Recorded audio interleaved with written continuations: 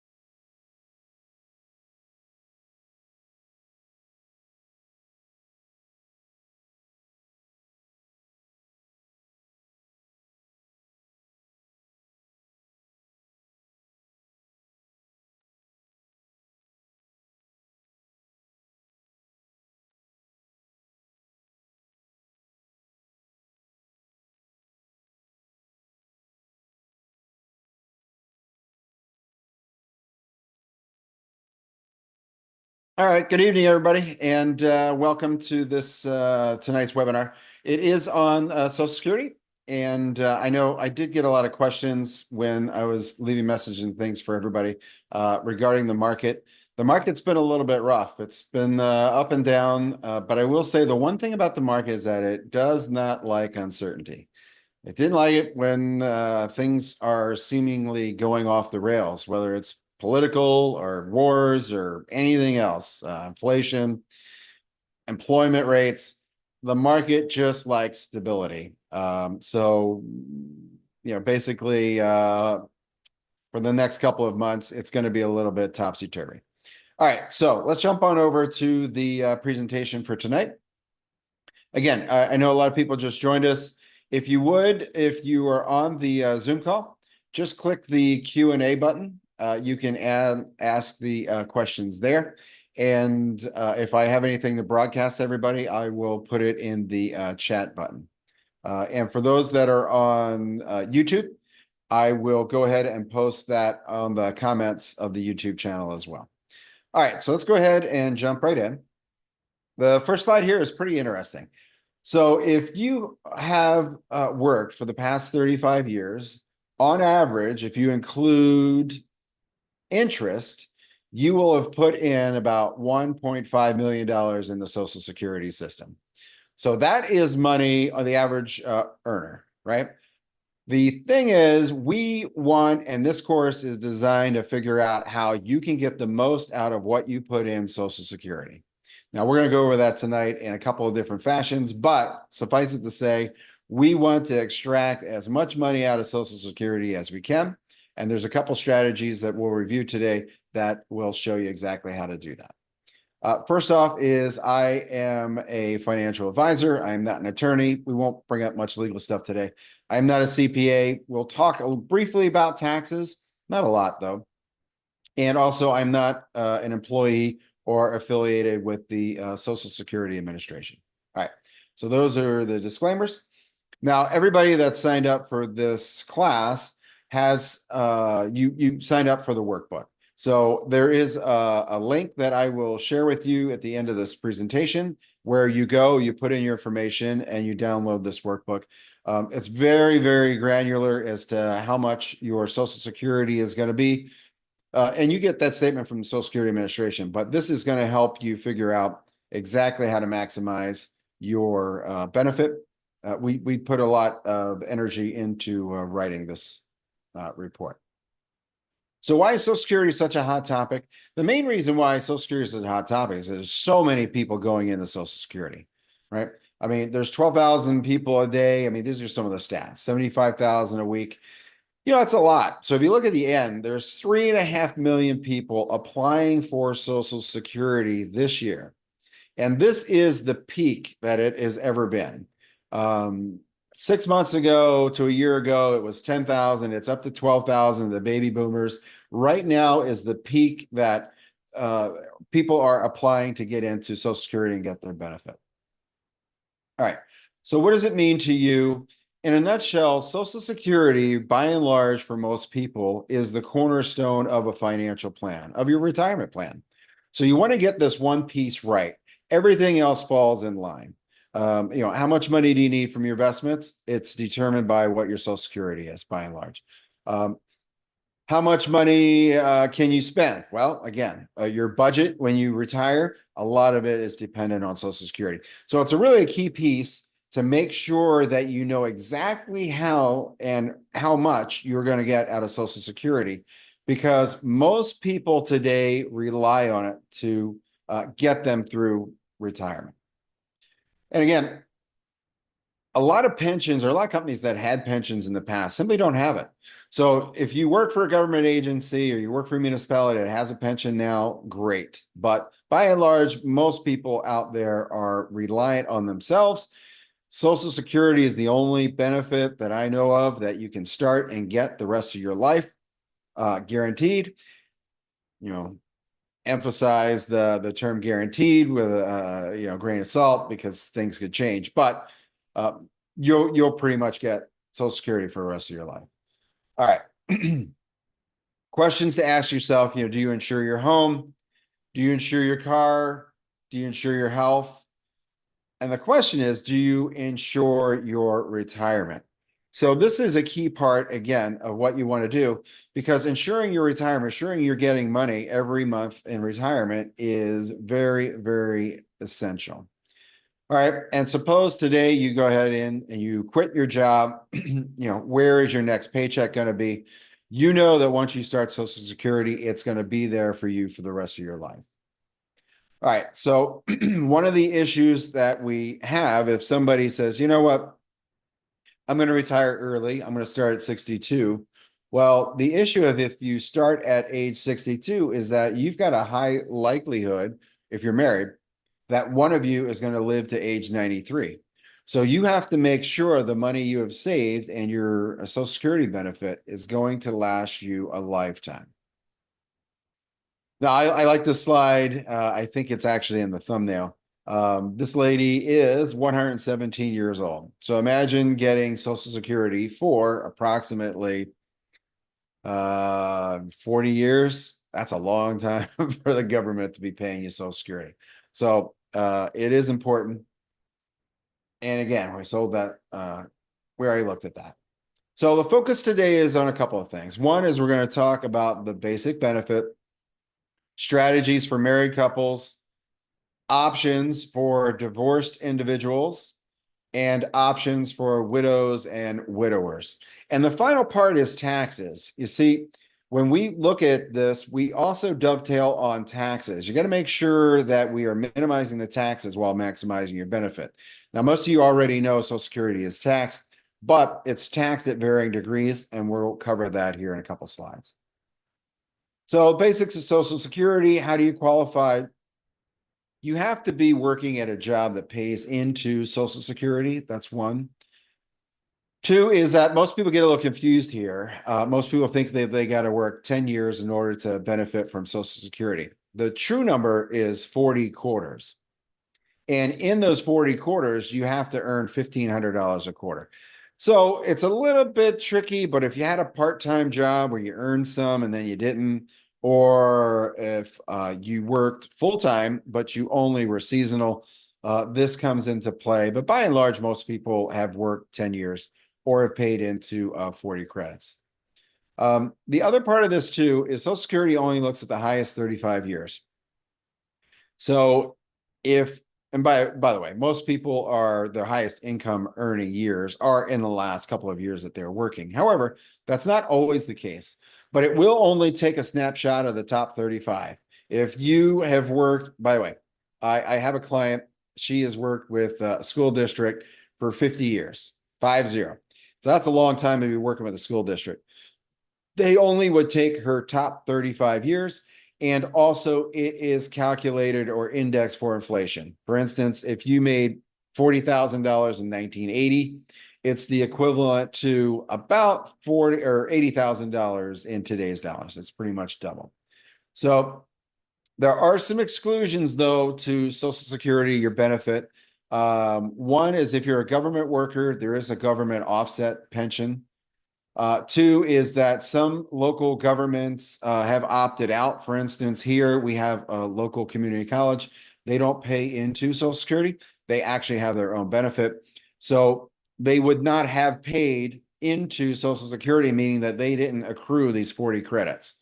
And in addition to that, there's a formula we use, but by and large, if you're getting $500 from some other pension, your Social Security is going to be offset by $500. And that's not always the case, but by and large, that's how it typically works out.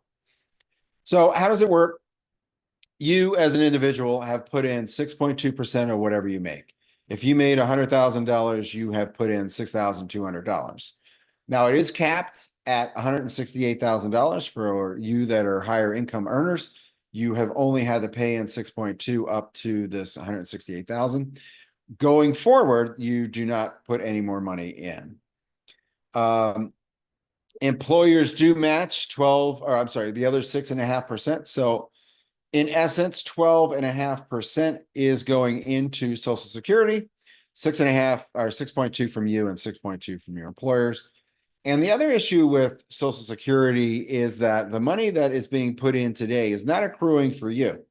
The money that you're putting in today and have put in for the last 35 years has gone to your neighbors. So I know a lot of people think that that is sort of a piggy bank that you're eventually going to pull from. That's not the case. Social Security is a fund where you put the money in. You and I are putting money in today. Those that are 65 or older are taking the money back out tomorrow. So that's essentially how that system works. And how much have you given to Social Security? I had that illustration up as the first slide. But it's essentially the number of years you worked, average salary, lifetime earnings, and remember, 12.5% goes to Social Security Administration. So number of years is 35. Let's say your average salary is 85,000. Your lifetime earnings is 2.9 million. And that means that you have put in $368,000 of your own money, and your employers match that. So you've got about $350,000 here that you've put in.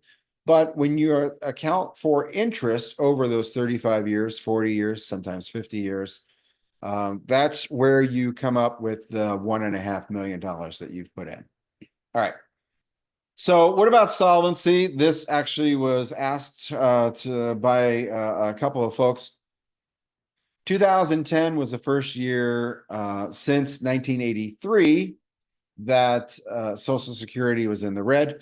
And again, remember, the more people pull out of Social Security, the less people are putting in Social Security, the more that comes out, it's in the red, and has been in the red, by the way. The Social Security Administration has been in the red now for years. It is fully funded through 2035.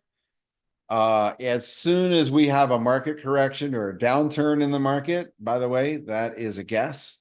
They just assume that is everything being equal and no changes in the market. But 2036, you're going to see a drop of 17 cents on the dollar. So how do they make up for that shortfall? A couple of issues that they have, or a couple of things that they can do, is they can increase the minimum retirement age from 62 to 64, 65. They could increase full retirement age from 67 to age 70. They could boost it up to 72. They could increase the payroll tax. Remember, I said that the 6.2% is your money, 6.2 is from your employer. Maybe they make that 8%, tax you 8%, 2% more. Sounds like a low number, but 2% across the board is quite a bit. Or they could just reduce benefits. By and large, nobody wants to reduce benefits. You and I are taxpayers. They do not want to get voted out of office.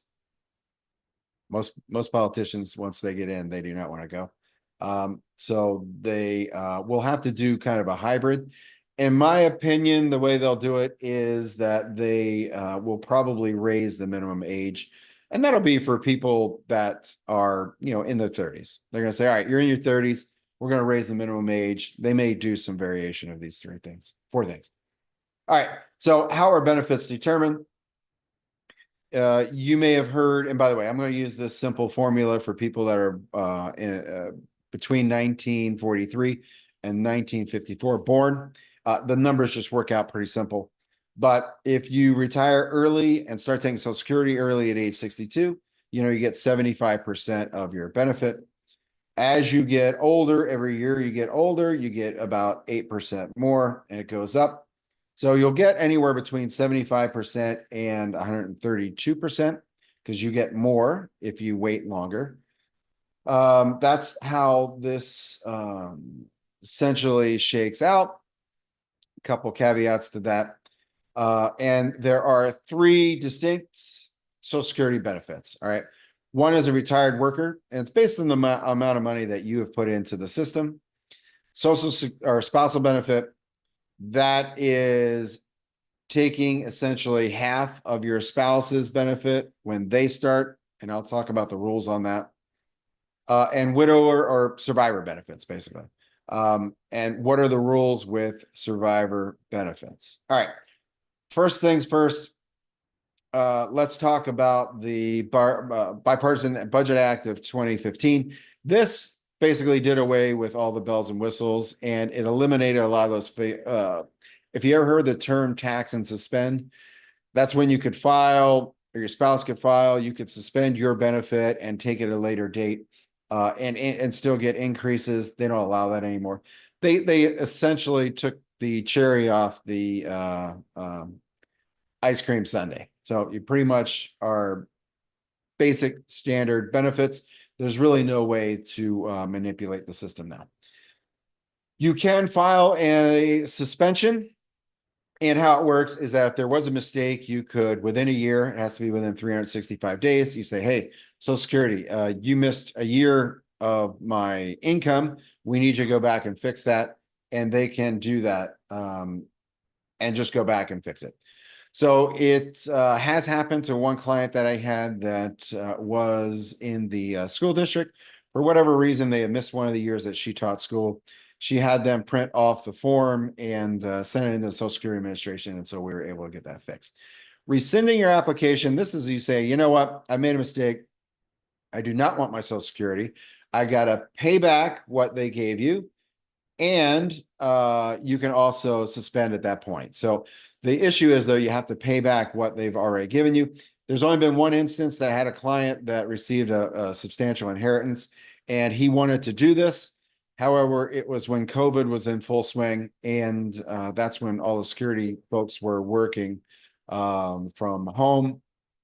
And he just simply couldn't get a hold of anybody to change it. So he decided, since he had money, he wasn't going to worry about it. So that's essentially how it worked. But other than that, out of dealing with hundreds and hundreds of people, nobody's ever tried to give the money back to file it later.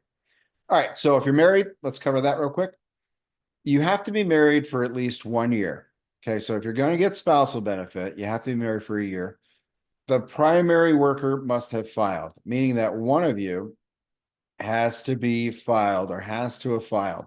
So if you're waiting until age 70 and you haven't filed, your spouse can not get half of your benefit. And again, half, I'm using that term generally. I'll show you exactly what the numbers are. And if your benefit is higher, you can't get spousal. You'll just get your own benefit. So that's one of the qualifications too. Now, you do get 50% of the spouse's primary insured amount. That's what the PIA stands for. It isn't 50% of your spouse's benefit. And I'll show you that here on the next slide. So quick illustration. John is the primary. He gets $2,000 a month. Jane would be eligible to get $1,000 a month, which is half of John's benefit. Okay. This is spousal benefit. This isn't widow benefits. This is just spousal. So the interesting thing, though, is that when, let's say John applied early and he's 62 years old, so he gets 75% of his benefit. However, his spouse only gets 70% of that 50%. So you get substantially less. The only time you get 50% of your spouses is if they file for Social Security at age 66 or beyond. And notice here too, if your spouse waits to age 70, they get 132% of their benefit. However, you as the spouse only get 100% of the benefit at age 67. It does not benefit you as a spouse to wait. You do not get higher increases. Okay. And this is important because a lot of people miss this. If your spouse delays, you're only going to get 50% of the spouse's full benefit, not 50% of the spouse's benefit. So I know that's kind of splitting hairs, but that is the reality of the way that Social Security works this. All right, so let's talk a little about survivor's benefit. It's at the death of the first spouse, the surviving spouse can receive a maximum. All right, so here's what you can get, and you can get the maximum of one of these three things. If your benefit is higher than your spouse's, you only get your benefit. The benefit of the deceased. So if the deceased benefit is higher than yours, you don't get yours and the deceased. You just get increased up to the deceased. If yours is $1,800 and your spouse is $1,900, you only get $1,900. You don't get 18 plus 19. Okay. Sometimes that gets confused. And you only get 82 and a half of the deceased if the deceased filed early. So remember, in this example, the primary benefit to where you get 100% was 66. If at any point the spouse had filed at age 62, 63, 64, 65, up until their birthday at 66, you now get a decrease of 17.5%. Okay. These are important guidelines that you need to know. So what are some of the common mistakes? We see this every once in a while, that the higher wage earner files early because they figure they're going to get more money. We might as well get the more money. But what that does is that shortchanges the survivor's benefit. So a lot of times we'll pull this together for folks and you really want the highest income earner to wait, if you can, to get the benefit. 2 is that both delay past full retirement age and no one claims a spousal benefit. Remember, there's no advantage to doing this. So we want you to claim a spousal benefit when the spouse is at full retirement age. So considerations for divorced folks. You have to be married for 10 years. Okay. So you have to be married for 10 consecutive years. If you married somebody for 5 years, you got divorced, you remarried them again for another 6 years. So that's a total of 11 years being married. Does not count. It has to be 10 years consecutively to the same person. All right. I haven't ever ran into that, but it's a good distinction on this benefit. You cannot be currently married. All right. So you can file for the benefit and then get married, but you cannot be married and file for divorced spouse benefits. And it's the same benefits that apply for early claiming as they do for regular spousal benefits. In other words, for divorced folks, if your spouse, ex-spouse, has filed early, you do get a decrease in your payout, unfortunately.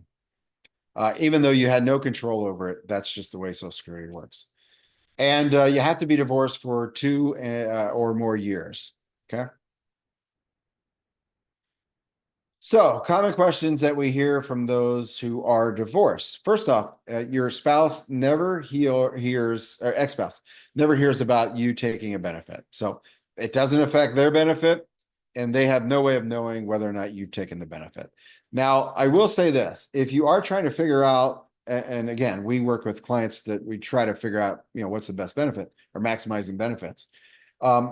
Social Security is very tight-lipped about telling you the benefit of anybody else except yourself. So you go down there and you say, well, I'm divorced. I need to figure out my best benefit. I need to know what John's benefit was, ex-husband. They are very reluctant to tell you, okay, just so you know. And it's very hard to for us and you to figure out what benefit you're going to get, because a lot of times they simply will not tell you for privacy reasons. I don't know a workaround. I just hope you find somebody that can tell you. Their screen tells you because they see that you were married, but it just is very difficult and challenging to get that information. Again, Social Security Administration doesn't tell them or notify the ex-spouse at all. It doesn't affect their benefit, so there's no reason to do that. All right. So if you're trying to get a widow or widower benefits, a couple of things. You have to be obviously a widow or widower, 60 years old. Now, this is one of the things that you can get early. Okay. You don't have to wait until age 62. You can actually get this benefit when you turn 60.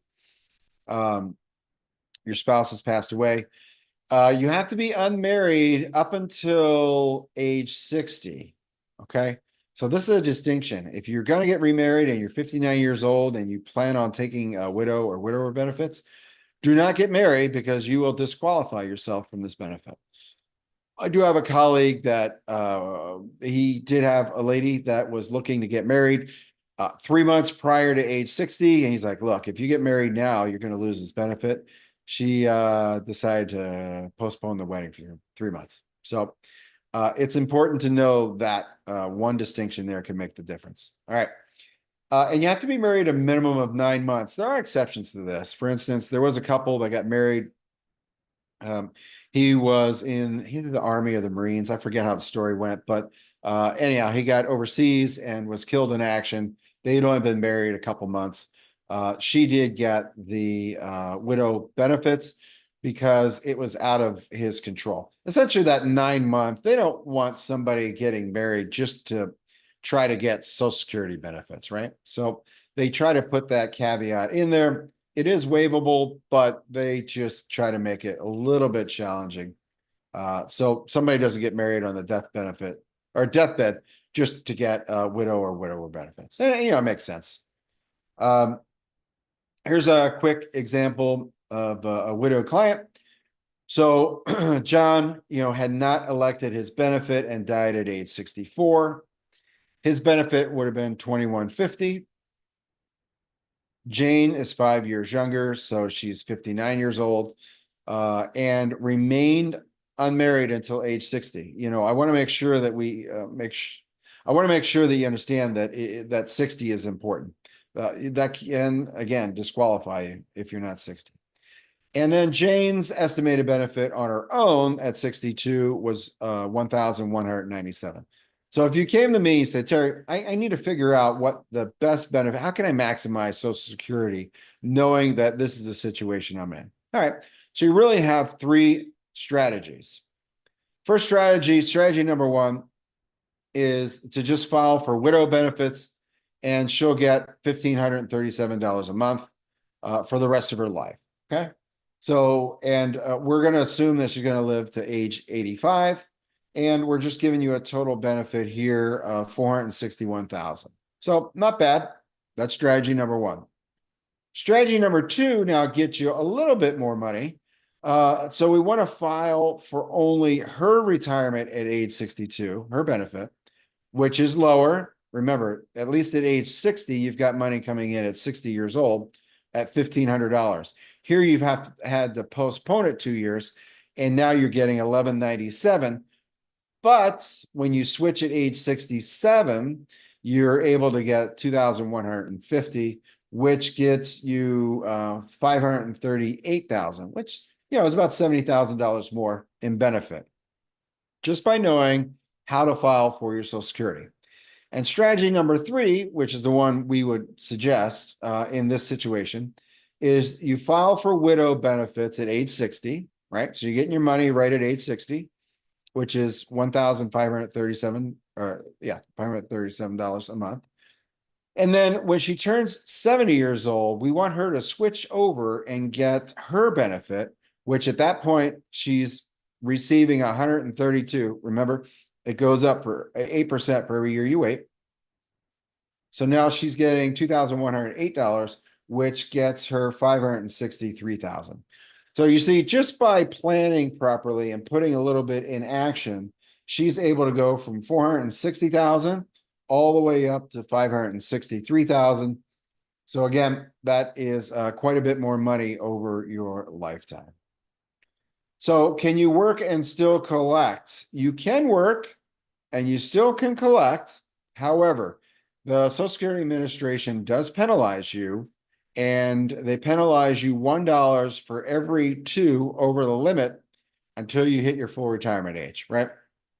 So if your full retirement age is 66 and you say, okay, this is how it works. If somebody comes to me and say, you know what, I'm thinking of retiring, what should I do?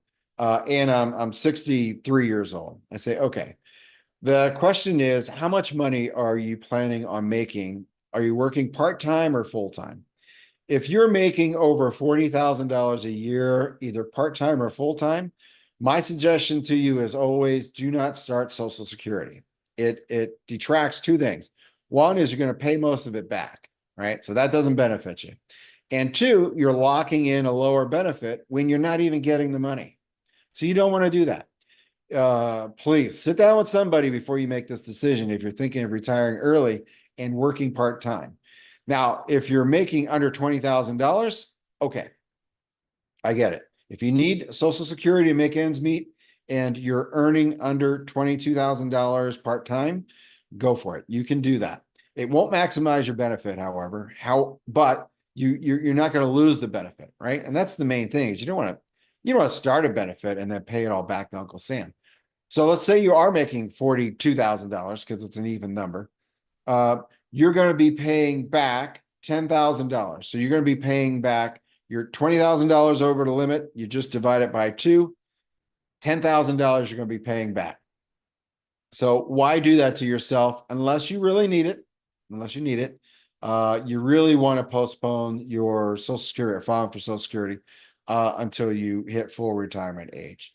And at full retirement age, there's another calculator for that, but you're going to make over $60,000 in that year.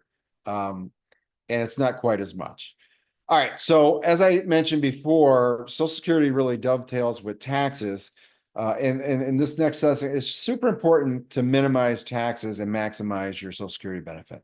Now, the IRS, in their esteemed wisdom, has put together this publication 915. It is a 33-page document that says or tells people how your Social Security will get taxed. Okay. Social Security is taxed. There's no way around it.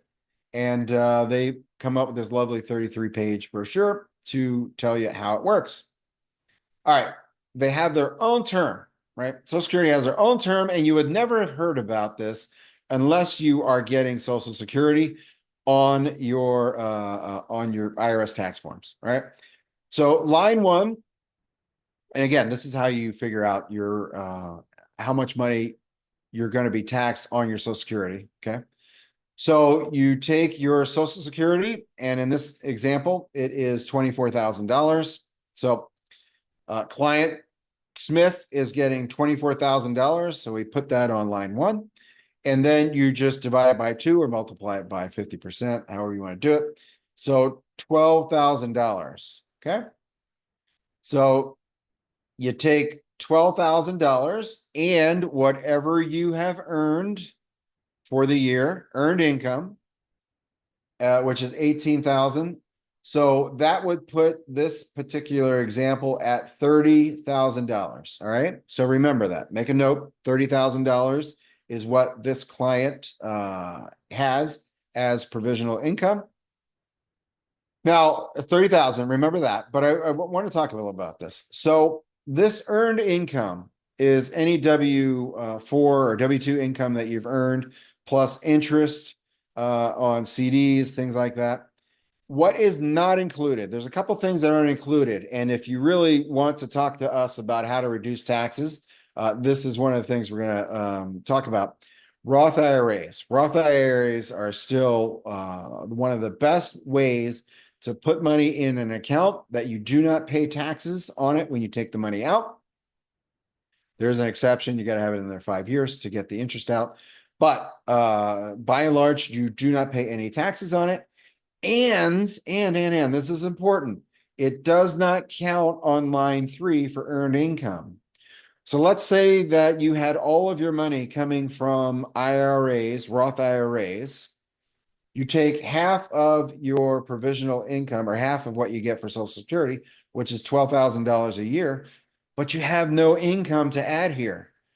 You have earned money, but it's coming from a Roth IRA, which does not get reported on this form. All right. So that's important. If you're thinking that you have Roth or you want to do Roth IRAs or Roth conversions, things like that, there are ways for you to pay $0 in retirement, but you have to have it structured properly. Again, we can help you with that. All right. So back to this example, $30,000, right? In provisional income.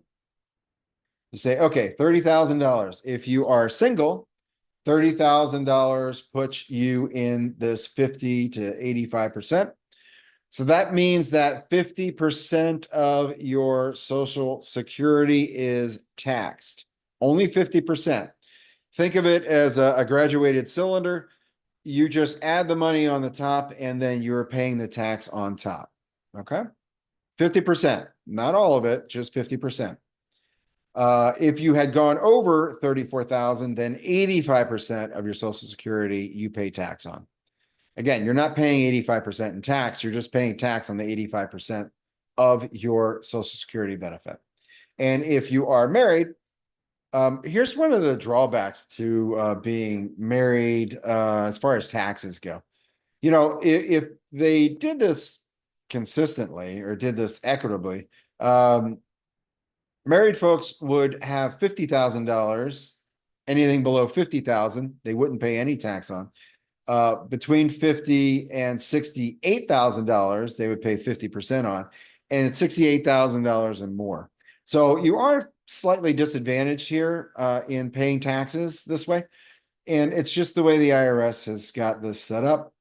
Unfortunately, although you know, you never know. There's a lot of campaign promises today and floating around that Social Security won't be taxed. I don't have, okay, this is the one thing. If Social Security isn't taxed, remember, that just like decreases 2034 down to 2032 and it goes bankrupt quicker. But I will say, they need to have some sort of graduated scale here. Maybe they make it even $100,000. Because let me just share this with you. Bill Gates probably should pay taxes on all of his Social Security benefit, right? So that's one thing to kind of take a look at. They should have it banded, but I personally I think a little bit higher. $34,000 today is just right at poverty line, so it doesn't really help you much. Anyway, I try to stay on track. All right, so here's a quick example. Two folks, 164, 162. They have 35 or $34 million, 34 million. Yeah, that'd be nice to have 34 million Social Security coming in. $34,000 in combined Social Security.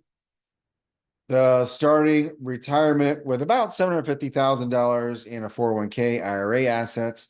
Remember now, they have not paid taxes on this. We're going to assume that they're going to get 6% annual returns, and inflation is going to be about 3%. By the way, anytime we do these calculators, we always assume inflation is going to be about 2.5%. In this example, we're using 3.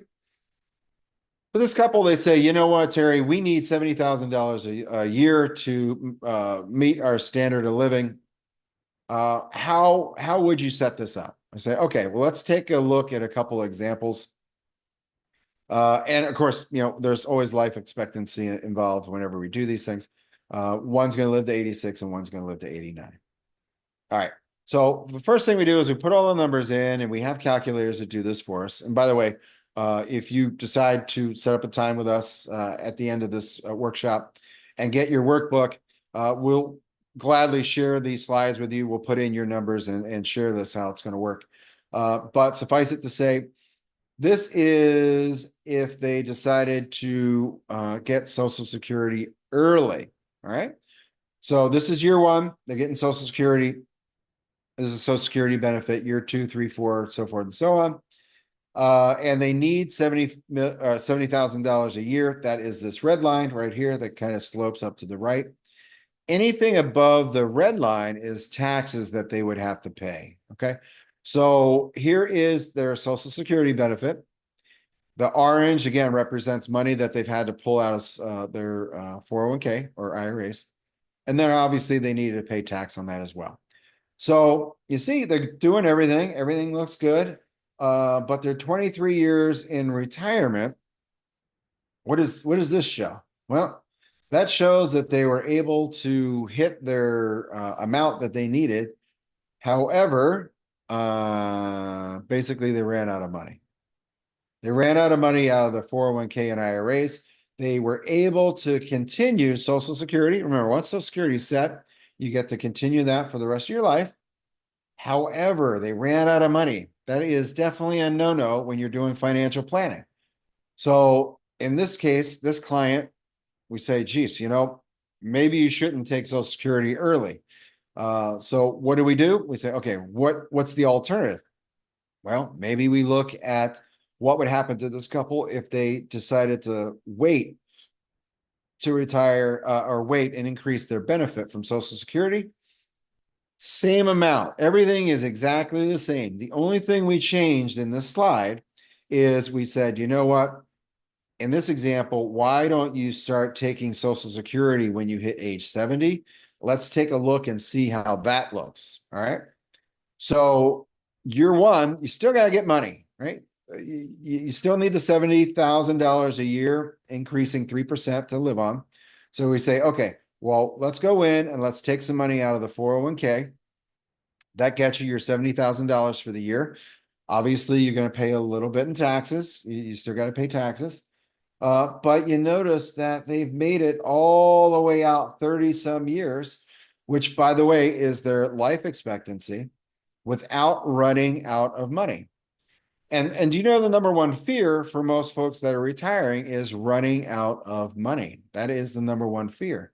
So again, this is why we look at Social Security being such a crucial step. And overlooking this, if you just say, yeah, you know what, I'm just going to start at 62 or I'll just start at 63.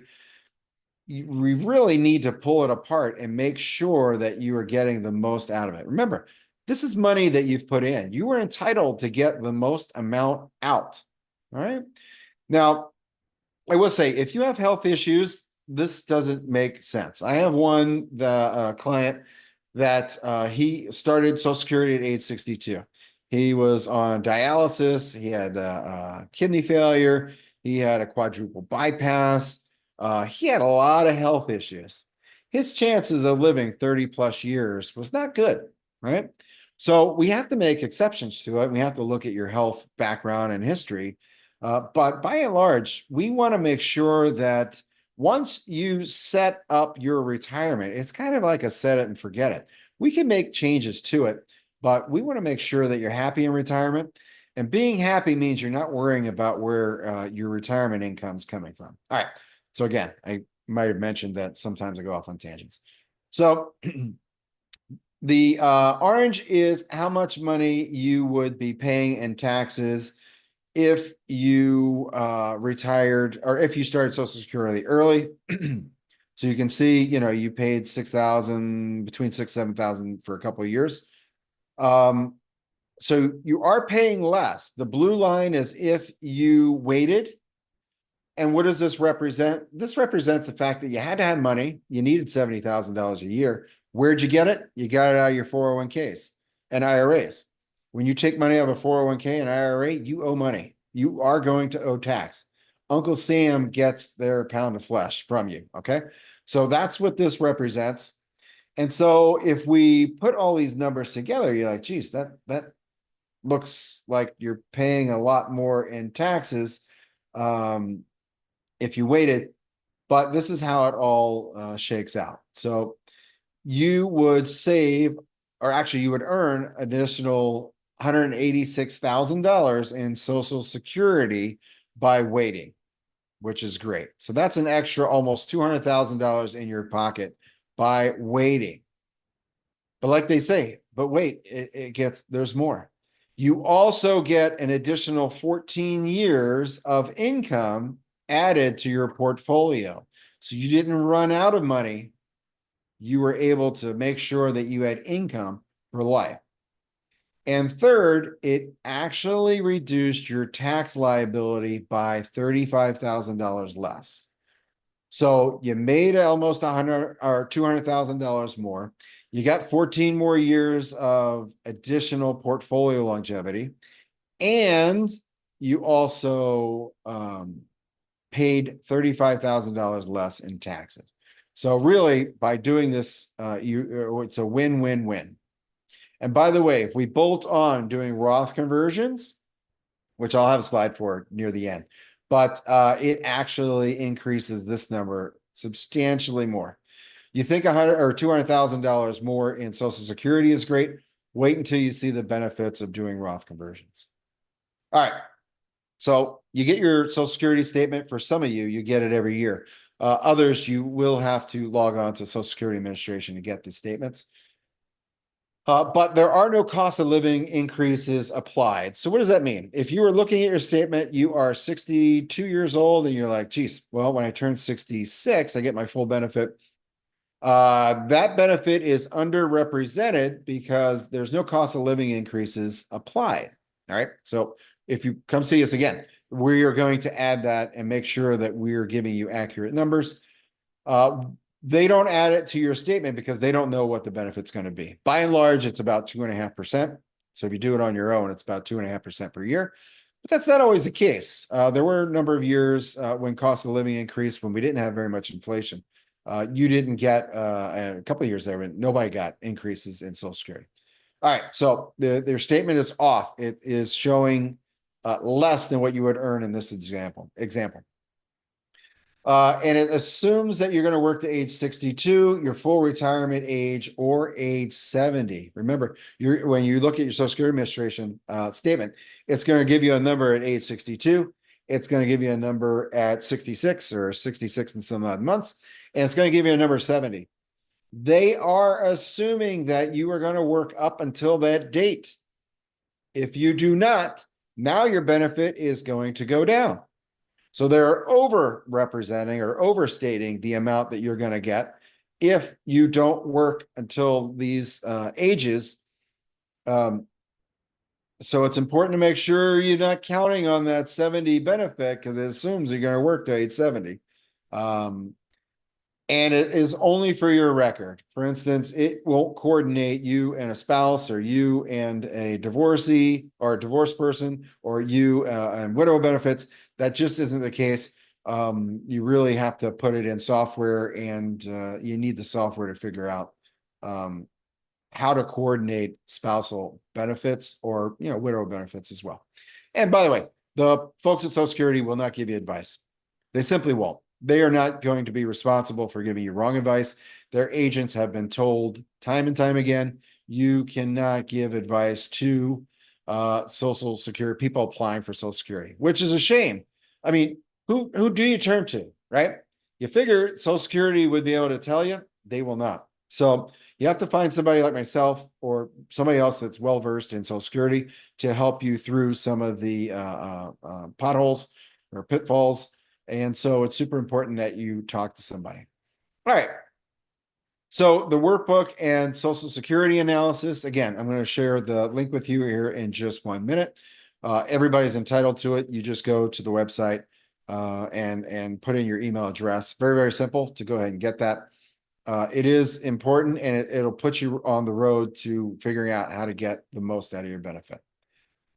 So if you do decide at the bottom, there is a spot there that you say, okay, well, I want somebody to help me figure this out or help me through the process. You can do that. It puts you into our calendar, and you can pick a time that works for you. But keep in mind, everybody here does get the workbook that has attended. So if you do decide to come see us, we'll do an individualized Social Security analysis with you. Again, we have software that'll put all this kind of stuff together. And really what it'll do is it'll tell you the best date to start Social Security and why, right? It's one thing for somebody to say, you know what, just wait till age 70. But why? What's the difference? How much more money are you going to make? How much more money are you going to make over your lifetime? What happens if I go out a year early? We answer all these questions for you. All right. So you'll get your individualized Social Security analysis. And it comes visually, right? It's going to show you optimized for Social Security, but it's also going to coordinate the benefits. So if you're married, you're divorced, you're widowed, it's going to show you which benefit is best, when to take it, when maybe to postpone your benefit and take the widow benefit or widower benefits. And it gives you this full report. Again, it's going to show you when to start taking it, how much you're going to get. And I kind of like this. I always get the question, if I started at 62 or I waited to age 70, how old do I have to get, or when do I get more money by waiting? Right. So everybody is different depending on their benefit, but by and large, in this example, 77-ish is the break even. If you live past age 77, you're better off getting the benefit at age 70. But everybody's different. And so we're going to also give you this. We give you a workbook. It's 40 pages long, but it is your workbook that has your numbers in it. Okay. So this is super important if you're trying to figure this out. All right, so you get your individualized social security analysis, you get the visual worksheets and workbook that we showed you. And it's going to show you the different scenarios in case your situation changes. For instance, I was working with somebody, married couple. They were going to wait to age 70. They were, kind of working part-time, and they were over that $22,000 limit. But her husband passed away. She wanted to go ahead and retire. So we made the changes. But the interesting thing is we kind of knew just from the information we already had what the benefit would be, right? So and for instance, something changes in your life, you get divorced, any of that kind of stuff, we have the information and we can pivot and go with plan B. So it's always important to lay out a plan, but as well as I do, things change all the time. So we make sure that we can pivot and maximize the benefit in case something changes. And also, if you're married, when should your spouse start? When should you start? Especially if you're going to be taking spousal benefit, we need to know that number, because remember, it doesn't make sense to keep postponing down the road because your spouse isn't going to get a benefit until after you apply. So these are kind of some of the things that we need to look out for. And we also help coordinate your benefits. For instance, we put a lot of the stuff together for you as a plan. Your Social Security obviously is a cornerstone, but maybe you get a pension. Maybe you are working for a government agency or municipality, school district, whatever the case is, and you're getting a small pension. We want to know that, because maybe you live on your pension a while before you start Social Security, in order to make that gap between the time you retire and the time that we are maximizing your Social Security. We also coordinate, your qualified money, 401k, life insurance plans, that sort of thing. So if you came see us, or you set up a time, you say, you know what, if all we were able to do is increase your Social Security benefit by 50 to 60,000. By the way, I showed you in the example, we sometimes increase up to $200,000. Wouldn't it be worth it to spend 30 minutes with us to figure out your benefit? 30 minutes to earn 50, 60, sometimes $100,000. I think most of you would agree that it would be worth it. Also, saving money in taxes. This is one of the things, by the way, I used to prepare taxes, so I don't prepare taxes any longer, but I do have a background in preparing this kind of stuff. This is a key point that I wanted to show you. And you remember how I said that we kind of dovetail, Social Security dovetails on your taxes, the ability or how much you're going to pay. Here's an instance where a gentleman came to me. He actually works for the federal government, him and his wife. So he's like, you know what? He did a great job of putting all his money in his 457 plan. Government agencies have 457s, private industries have 401ks. Anyhow, he did a great job. Problem is, all of his money is in his 457. He's got $1.3 million in a 457. And so he's like, well, I got a problem, because as soon as I have to start taking requirement minimum distributions, which everybody does, I know the numbers change. It's up to 75 now for some folks.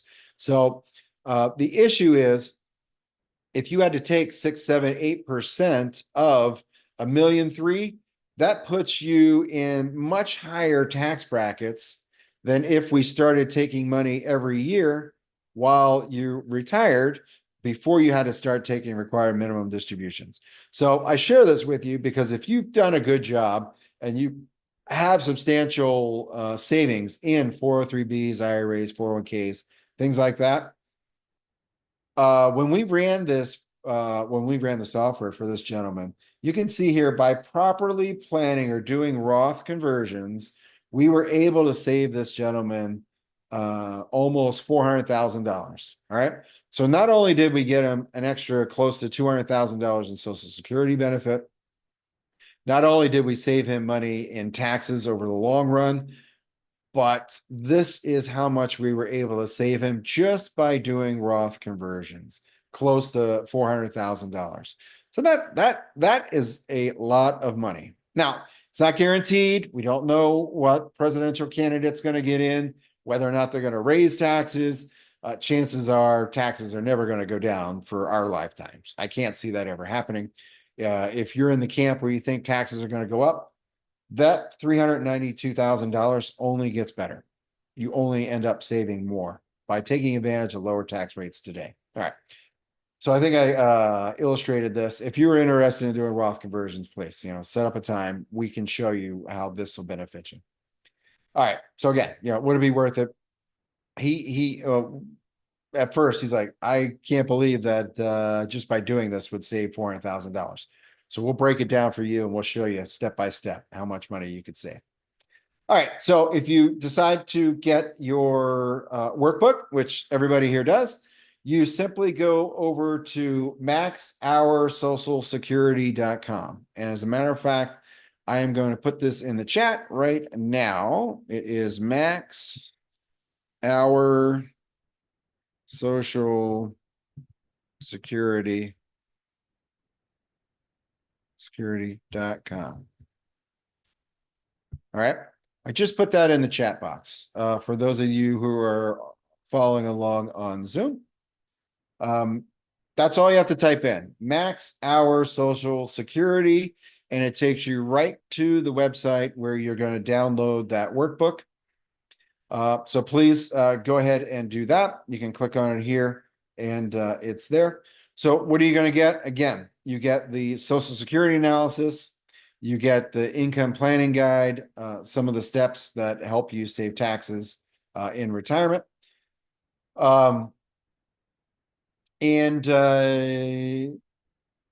This is, again, the link.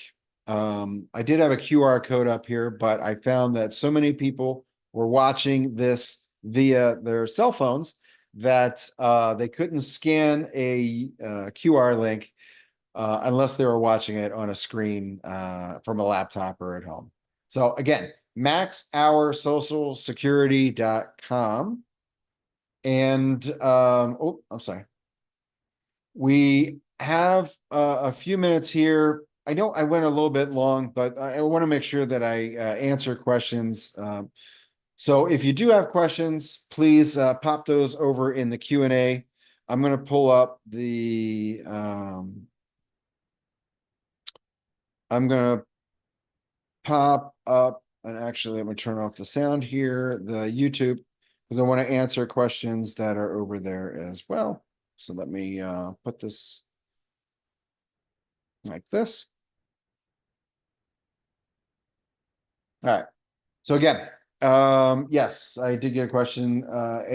Just type in your browser maxoursocialsecurity.com, or you can go ahead and click on the link. By the way, let me put it in here again, www.maxoursocialsecurity.com.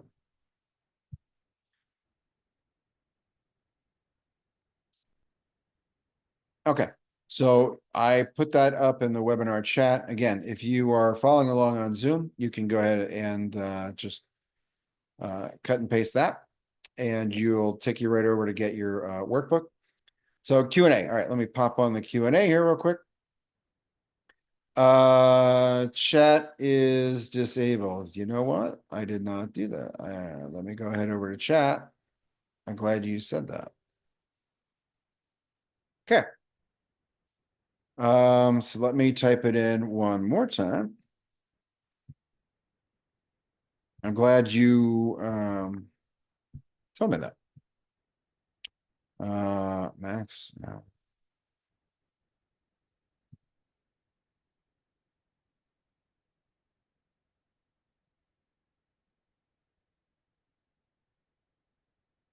Okay.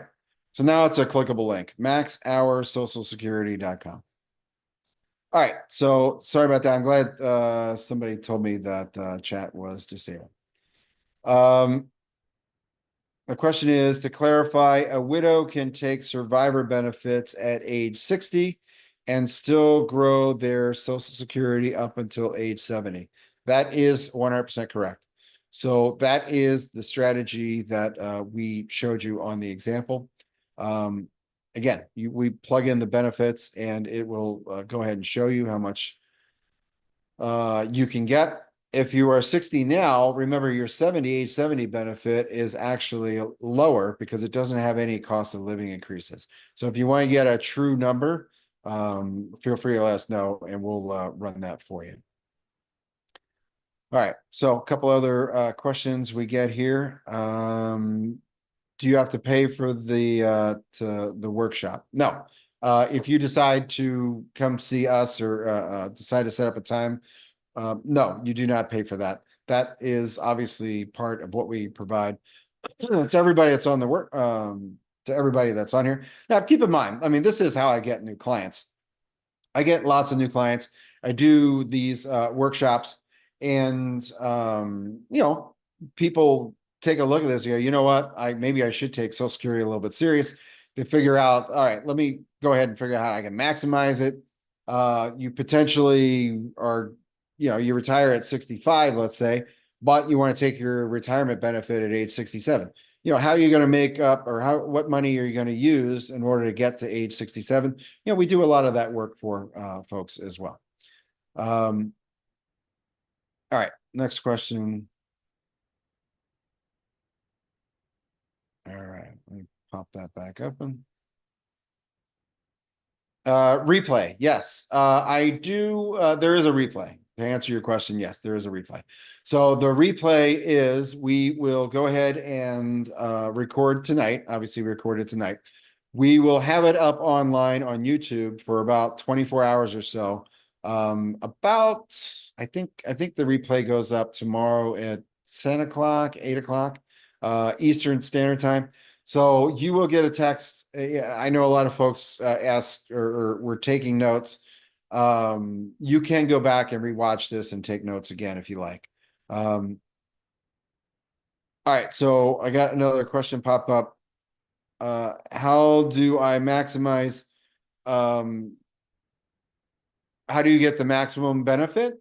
We have to plan and figure out what your benefit is and coordinate that with spousal. So I'm not sure if you have a spouse or you're looking for widow or widower benefits, but we coordinate the spouse or we coordinate the benefit for you. We kind of put that stuff together. All right, so yes, I always love it. Is the market going to go up or down? Again, I think I mentioned in the very beginning of this, the market does not like uncertainty. And there is certainly a lot of things to be uncertain about. I mean, you got everything going on in Ukraine and Russia. You got everything that's going on, with the presidential election. That's a big one. I mean, the presidential election is going to sway a lot of stuff. So you look at it this way, is a corporation willing to invest billions of dollars building out some sort of construction plant, not knowing whether or not taxes are going to go up on corporations or not? No, that's not generally how that works. They need to know, and this is one of the issues with having new presidents every 4 years. Corporations like to plan things out 10, 15 years in advance. It's tough to do that when you don't know what the taxes are going to be like. So that's one issue. The other thing too is that by and large, for most folks, we are kind of circling the wagons. My opinion is that we are going to be having some issues down the road. And, if the market goes up 5%, I think maybe it might go up 5%, but it could just as easily drop 25. So I got to weigh that out for clients, especially my clients that are on fixed incomes. If you're on a fixed income, you do not want to wake up one morning and turn on the news and see that we've decided to declare war on Russia or any of these sort of weird things, and the market dropped by 25%, right? You do not want to go back to work. You do not want to also live on cat food. Not to be offensive to anybody who loves cats. All right, I'm just saying. You do not need to be worried about it. And also, if you have a lot of money in the market, you don't want to worry about having to let it sit there for 10 years while it gains everything back. We have a very logical and very structured way that we break out clients' investments. And we make sure that it's 7 different pockets. You can use all of them. You don't have to use any of them. But by and large, right now, we are circling the wagons. I don't see it benefiting you by taking huge risk at this point. And I do have occasion I get a client or somebody that comes to these workshops. You know, I had one guy that had $100,000. He's like, "Well, I need $15,000 a year to live on, or I just can't. I can't invest with you." I said, "Well, you can't invest in me because I am not going to guarantee you 15% a year." I said, "Even if you went and got an annuity, which by the way, sometimes we use, there are all kinds of different annuities, but you certainly can't get 15% guaranteed for the rest of your life. Um, so, you know, you got to be looking at this. And by and large, income portfolios are there, and you're going to be using the money to live on. So you don't want to be stressed out again if the market takes a big hit or if there's a big change. All right, so one of the folks wrote, "No spouse or widow." You know, do me a favor and just set up a time. I'll gladly go over this with you to figure out how to maximize your benefit. It'll take us 10 minutes. No big deal. Why do 60-year-olds have to wait till age 70 to receive $2,000? I was just giving you an illustration. You may not get but $200. You may get $4,000. I was just showing you that your benefit between age 60 and or age 62 and age 70 goes up considerably by about 8% per year that you decide to wait. All right. So if your benefit is $2,000 a month at your full retirement age and you go out at age 62, you're getting 75% of that or $1,500. And if you wait till you are 70, you got to add 132. So you're at about $2,600 a month. So that's the swing. That's kind of what I was mentioning. All right, so I think I have time here for one more. And yes, I appreciate it. Yes, somebody said thank you. So yeah, I do appreciate it. I know Social Security can be a little bit complicated, but look, I read a long time ago. Most people plan, most people spend more time planning their 1 week vacation than they do on their financial or their retirement plan. So at least you that if whoever's joined this, at least you're taking the steps in order to maximize, you know, maybe maximize your Social Security, but you're educating yourself on what it's going to look like. You know, there's a couple things that you need to do. First, you need to figure out a budget, but you need to figure out how much money you're going to get, whether you're getting a pension, whether you're not getting a pension, whether you're going to be living on the income, or how are you going to get income on your investments. I got a lot of folks that come to me and they have stocks, which is great. They have all stocks. So unless you're planning on selling stocks each month and raising cash, you got to figure out a way you get income, right? So you're on the accumulation phase up until you get close to retirement. But once you retire, and by the way, again, we use 7 different tools, 7 different investments to make sure that you are getting income. But the best way to go about it is to make sure that the income you are getting is more than what you need to live on. So you can increase, you know, 2 to 3% every year. So yeah, that's kind of our philosophy when we look at these kind of things. I know I'm going a little bit over on time. I do appreciate it. Again, the rebroadcast will be up tomorrow. If you have any friends or family that are close to retirement and you want to send it to them, just send them the rebroadcast link. They can watch the presentation. And, you know, if they have any questions, they can always reach out to me. So again, thank you very much. I look forward to talking to you again, and stay tuned. I do have other presentations on these Roth conversions. I've got other presentations on Medicare. I've got about 5, 6 different presentations. You just happen to have enrolled in the one for Social Security, but I'll roll those out to you and you can join those as well now that you've been a member of one of mine. So again, thank you very much, and we look forward to seeing you soon.